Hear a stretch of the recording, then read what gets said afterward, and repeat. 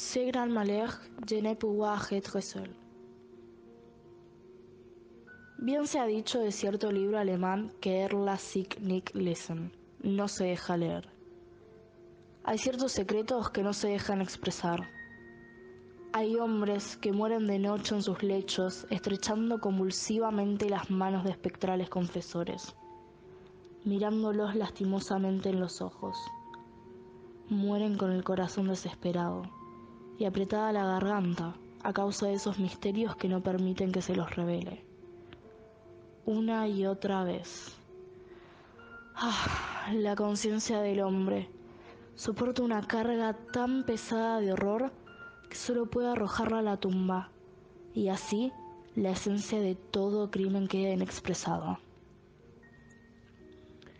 No hace mucho tiempo, en un atardecer de otoño, hallábame sentado junto a la gran ventana que sirve de mirador al Café D en Londres. Después de varios meses de enfermedad, me sentía convaleciente y con el retorno de mis fuerzas notaba esa agradable disposición que es el reverso exacto del ennui. Disposición llena de apetencia, en la que se desvanecen los vapores de la visión interior, y el intelecto, electrizado, sobrepasa su nivel cotidiano, así como la vívida aunque ingenua razón de Leibniz sobrepasa la alocada y endeble retórica de Gorgias. El solo hecho de respirar era un goce, e incluso de muchas fuentes legítimas del dolor extraía yo un placer. Sentía un interés sereno, pero inquisitivo hacia todo lo que me rodeaba. Con un cigarro en los labios y un periódico en las rodillas, me había entretenido gran parte de la tarde. Ya leyendo los anuncios, ya contemplando la variada concurrencia del salón, cuando no, mirando hacia la calle a través de los cristales velados por el humo. Dicha calle es una de las principales avenidas de la ciudad, y durante todo el día había transitado por ella una densa multitud. Al acercarse la noche, la afluencia aumentó, y cuando se encendieron las lámparas pudo verse una doble y continua corriente de transeúntes, pasando presurosos ante la puerta. Nunca me había hallado a esa hora en el café, y el tumultuoso mar de cabezas humanas me llenó de una emoción deliciosamente nueva. Terminé por despreocuparme de lo que ocurría dentro, y me absorbí en la contemplación de la escena exterior. Al principio, mis observaciones tomaron un giro abstracto y general. Miraba a los viandantes en masa y pensaba en ellos desde el punto de vista de su relación colectiva. Pronto, sin embargo, pasé a los detalles, examinando con minucioso interés las innumerables variedades de figuras, vestimentas, apariencias, actitudes, rostros y expresiones. La gran mayoría de los que iban pasando tenían un aire tan serio como satisfecho, y solo parecían pensar en la manera de abrirse paso en el apinamiento. Fruncían las cejas y giraban vivamente los ojos cuando otros transeúntes los empujaban.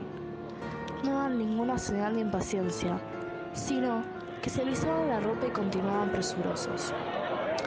Otros, también en gran número, se movían incansables, rojos los rostros, hablando y gesticulando consigo mismos como si la densidad de la masa que los rodeaba los hiciera sentirse solos. Cuando hallaban un obstáculo a su paso, cesaban bruscamente de mascullar, pero redoblaban sus gesticulaciones, esperando con sonrisa forzada y ausente que los demás les abrieran camino. Cuando los empujaban, se deshacían en saludos hacia los responsables, y parecían llenos de confusión. Pero fuera de lo que he señalado, no se advertía nada distintivo en esas dos clases tan numerosas. Sus ropas pertenecían a la categoría tan agudamente denominada decente.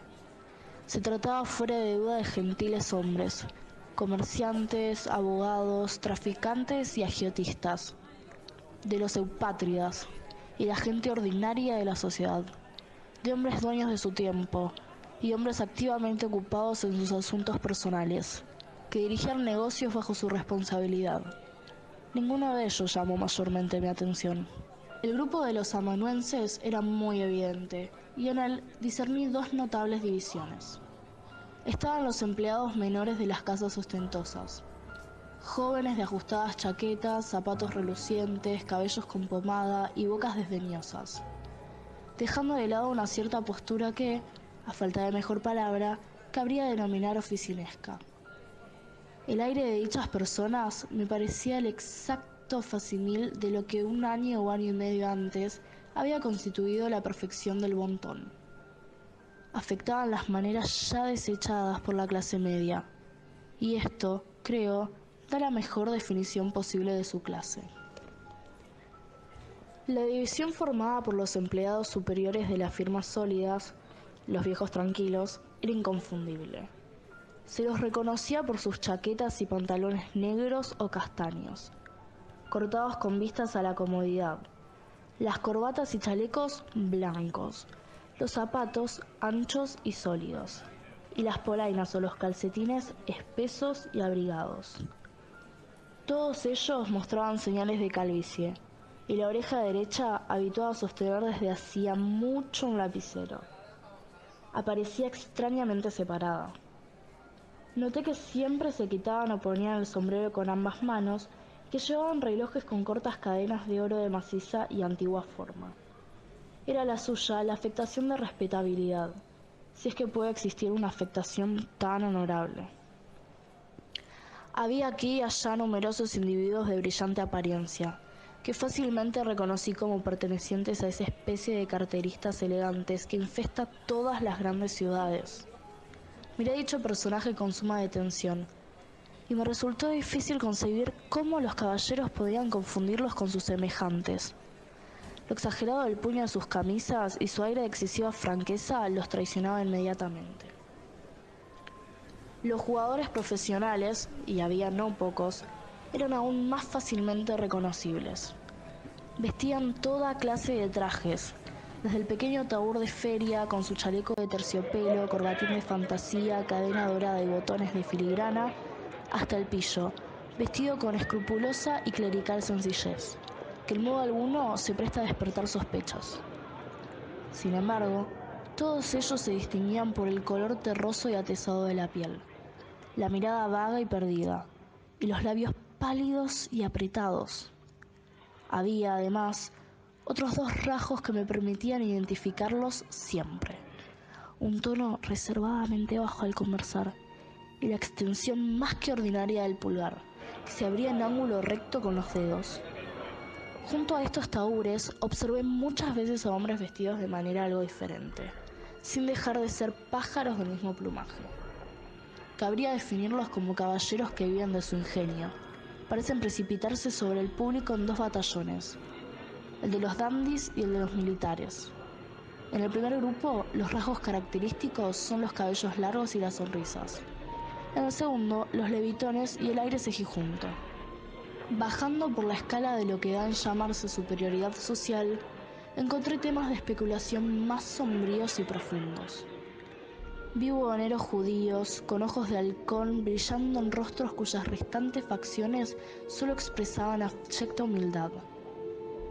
Empedernidos. Bajando por la escala de lo que da en llamarse superioridad social, encontré temas de especulación más sombríos y profundos. Vi buhoneros judíos, con ojos de halcón, brillando en rostros cuyas restantes facciones solo expresaban abyecta humildad. Empedernidos mendigos callejeros profesionales, rechazando con violencia a otros mendigos de mejor estampa, a quienes solo la desesperación había arrojado a la calle a pedir limosna.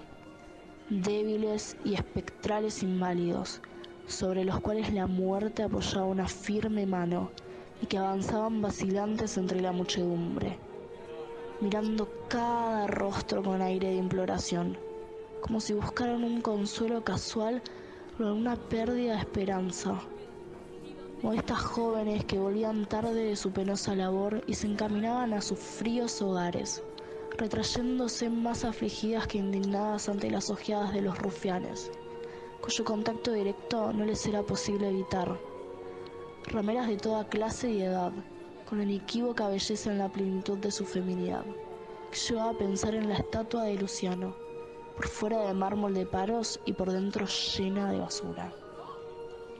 La horrible leprosa harapienta, en el último grado de la ruina, el vejestorio lleno de arrugas, joyas y cosméticos, que es un último esfuerzo para salvar la juventud. La niña de formas apenas núbiles, pero que en una larga costumbre inclina a las horribles coqueterías de su profesión, mientras arde en el devorador deseo de igualarse con sus mayores en el vicio. Innumerables e indescriptibles borrachos, algunos harapientos y remendados, tambaleándose, incapaces de articular palabra, amoratado el rostro y opacos los ojos, otros con ropas enteras aunque sucias, el aire provocador pero vacilante, gruesos labios sensuales y rostros rubicundos y abiertos. Otros vestidos con trajes que alguna vez fueron buenos y que todavía están cepillados cuidadosamente. Hombres que caminan con paso más firme y más vivo que el natural, pero cuyos rostros se ven espantosamente pálidos, los ojos inyectados en sangre, y que mientras avanzan a través de la multitud, se toman con dedos temblorosos todos los objetos a su alcance, y junto a ellos, pasteleros, mozos de cordel, acarreadores de carbón, desollinadores, organilleros, exhibidores de monos amaestrados, cantores callejeros, los que venden mientras los que otros cantan, artesanos desastrados, obreros de todas clases, vencidos por la fatiga, y todo ese conjunto estaba lleno de una ruidosa y desordenada vivacidad que resonaba discordante en los oídos y creaba en los ojos una sensación dolorosa. A medida que la noche se hacía más profunda, también era más profundo mi interés por la escena. No solo el aspecto general de la multitud cambiaba materialmente, pues sus rasgos más agradables desaparecían a medida que el sector ordenado de la población se retiraba y los más ásperos se reforzaban con el surgir de todas las especies de infamia arrancadas a sus guardias por lo avanzado de la hora. Sino que los resplandores del gas, débiles al comienzo de la lucha contra el día, ganaban por fin ascendiente y esparcían en derredor una luz agitada y deslumbrante. Todo era negro y sin embargo espléndido, como el ébano con el cual fue comparado el estilo de Tertuliano. Los extraños efectos de la luz me obligaron a examinar individualmente las caras de la gente, y aunque la rapidez con que aquel mundo pasaba delante de la ventana me impedía lanzar más de una ojeada a cada rostro, me pareció que en mi singular disposición de ánimo era capaz de leer la historia de muchos años en el breve intervalo de una mirada. Pegada la frente a los cristales, ocupábame en observar la multitud, cuando de pronto se me hizo visible un rostro, el de un anciano decrépito de unos 65 o 70 años, que detuvo y absorbió al punto toda mi atención, a causa de la absoluta singularidad de su expresión. Jamás había visto nada que se pareciese remotamente a esa expresión. Me acuerdo de que al contemplarla, mi primer pensamiento fue que si Reich lo hubiera visto, la hubiera preferido a sus propias encarnaciones pictóricas del demonio.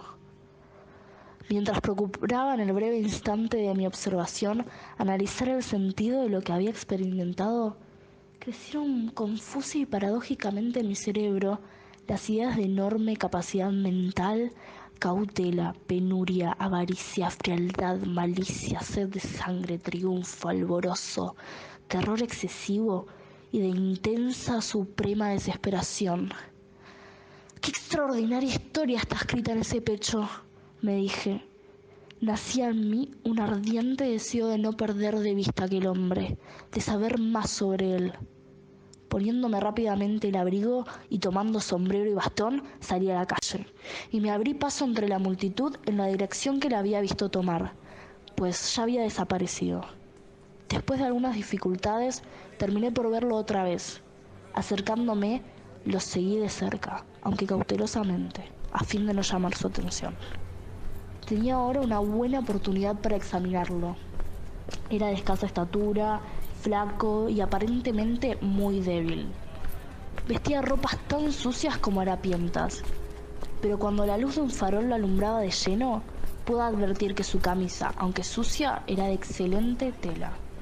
Y Era ya noche cerrada, y la espesa niebla húmeda que envolvía la ciudad no tardó en convertirse en copiosa lluvia. El cambio de tiempo produjo un extraño efecto en la multitud, que volvió a agitarse y se cobijó bajo un mundo de paraguas. La ondulación, los empujones y el rumor se hicieron 10 veces más intensos. Por mi parte, la lluvia no me importaba mucho. En mi organismo se escondía una antigua fiebre para la cual la humedad era un placer peligrosamente voluptuoso. Me puse un pañuelo sobre la boca y seguí andando. Durante media hora el viejo se abrió camino dificultosamente a lo largo de la gran avenida, y yo seguía pegado a él por miedo a perderlo de vista. Como jamás se volvía, no me vio. Entramos al fin en una calle transversal que, aunque muy concurrida, no lo estaba tanto como la que acabábamos de abandonar. Inmediatamente advertí un cambio en su actitud. Caminaba más despacio, de manera menos decidida que antes, y parecía vacilar. Cruzó repetidas veces a un lado y otro de la calle, sin propósito aparente. La multitud era todavía tan densa que me había obligado a seguirlo de cerca.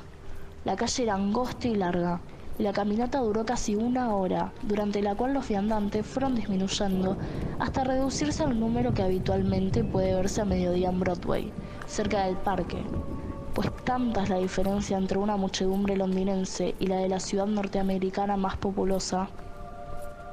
Un nuevo cambio de dirección nos llevó a una plaza brillantemente iluminada y rebosante de vida. El desconocido recobró al punto su actitud primitiva. Dejó caer el mentón sobre el pecho, mientras sus ojos giraban extrañamente bajo el entrecejo fruncido, mirando en todas direcciones hacia los que lo guiaban. Se abría camino con firmeza y perseverancia. Me sorprendió, sin embargo, advertir que, luego de contemplar la vuelta a la plaza, volvía sobre sus pasos. Y mucho más me asombró verlo repetir varias veces el mismo camino. En una de cuyas ocasiones estuvo a punto de descubrirme, cuando se volvió bruscamente. Otra hora transcurrió en esta forma, al fin de la cual los transeúntes habían disminuido sensiblemente. Seguía lloviendo con fuerza, había fresco y la gente se retiraba a sus casas. Con un gesto de impaciencia, el errabundo entró en una calle lateral comparativamente desierta. Durante cerca de un cuarto de milla anduvo por ella con una agilidad que jamás hubiera soñado en una persona de tanta edad.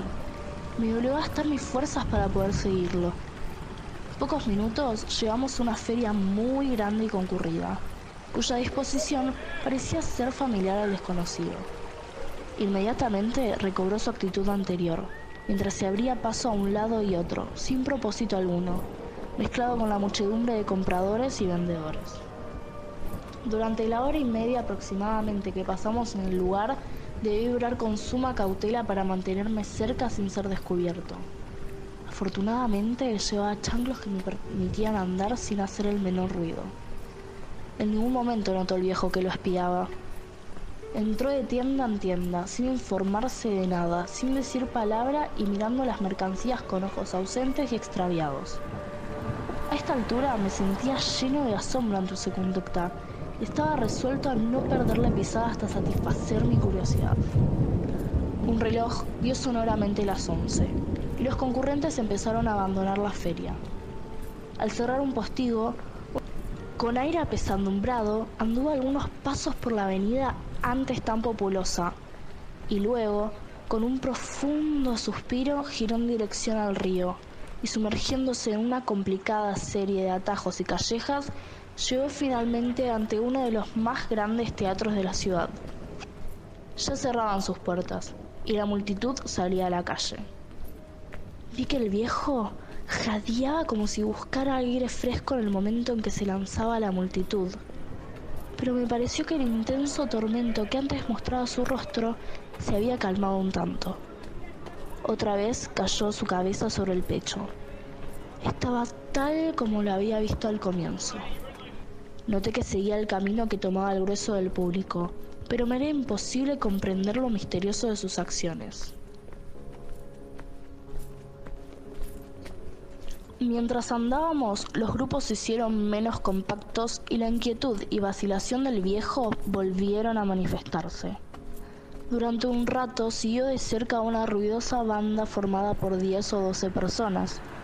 Pero poco a poco sus integrantes se fueron separando, hasta que solo 3 de ellos quedaron juntos en una calle angosta y sombría, casi desierta.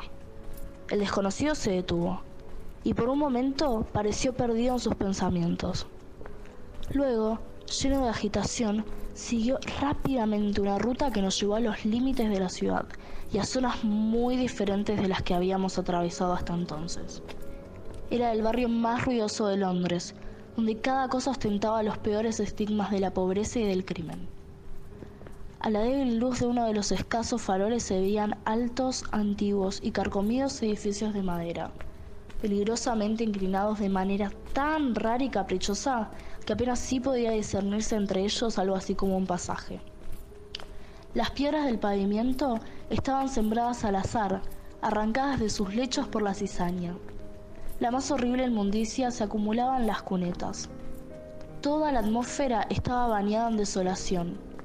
Sin embargo, a medida que avanzábamos, los sonidos de la vida humana crecían gradualmente, y al final nos encontramos entre grupos del más vil populacho de Londres, que se paseaban tambaleantes de un lado a otro. Otra vez pareció reanimarse el viejo, como una lámpara cuyo aceite está a punto de extinguirse. Otra vez echó a andar con elásticos pasos. Doblamos bruscamente en una esquina. Nos envolvió una luz brillante y nos vimos frente a uno de los enormes templos suburbanos de la intemperancia, uno de los palacios del demonio Ginebra. Faltaba ya poco para el amanecer, pero gran cantidad de miserables borrachos entraban y salían todavía por la ostentosa puerta.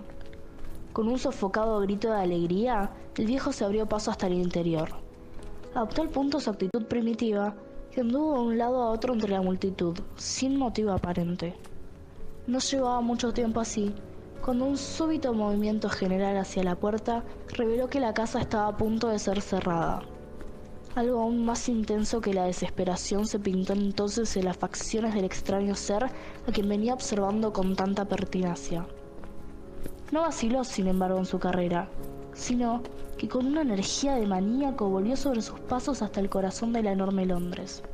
Corrió rápidamente y durante largo tiempo, mientras yo lo seguía, en el colmo del asombro, resuelto a no abandonar algo que me interesaba más que cualquier otra cosa. Salió el sol mientras seguíamos andando, y cuando llegamos de nuevo a ese punto donde se concentra la actividad comercial de la populosa ciudad, a la calle del Hotel D, la vimos casi tan llena de gente y de actividad como la tarde anterior. Y aquí, largamente entre la confusión que crecía por momentos, me obstiné en mi persecución del extranjero. Pero como siempre, andando de un lado a otro y durante todo el día no se alejó del torbellino de aquella calle. Y cuando llegaron las sombras de la segunda noche y yo me sentía cansado a morir, sin reparar en mí, reanudó su solemne paseo, mientras yo, cesando de perseguirlo, me quedaba sumido en su contemplación.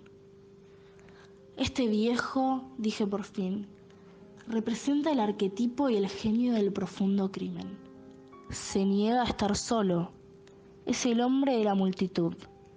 Sería vano seguirlo, pues nada más aprenderé sobre él y sus acciones. El peor corazón del mundo es un libro más repelente que el Hortulus Animae, y quizá sea una de las grandes mercedes de Dios el querer la sic nic licen.